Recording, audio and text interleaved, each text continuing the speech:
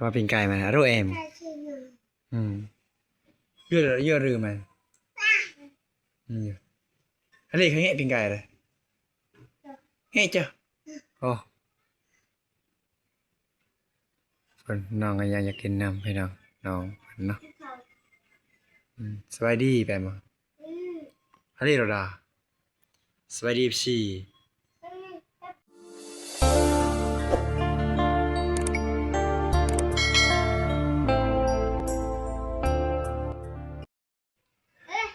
ตอนนี้กับลูกสาวกำลังกินข้าวนะพี่น้องเนาะอาหารกินก็บ่มีพี่น้องเพราะว่าเพิ่นกินปิ้งไก่ตัวปิ้งไก่มาเนาะตัวปิ้งไก่มาโรเอ็มอืมเยอะรือมาอันนี้คือเงี้ยปิ้งไก่เลย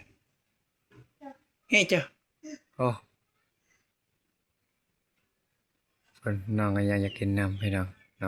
นาะสบายดีไปมั้งอันนี้เราด่าสบายดีพี่ทุกคนกินข้าวนำกันเด้อ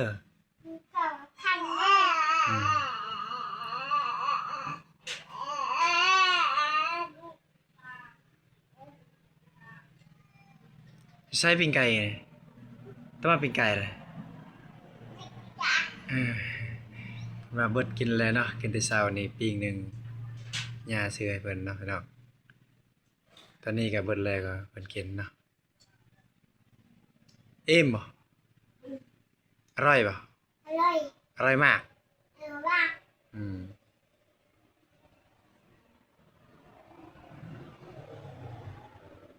จะไปดูอินมาเด้อกินข้าวนำกันแบบเด้อพี่น้องทุกคนกินข้าวกับหนูเด้อว่ะกินข้าวกับหนูว่ะ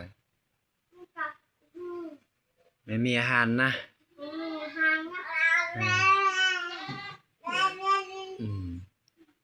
เฮ็ดดี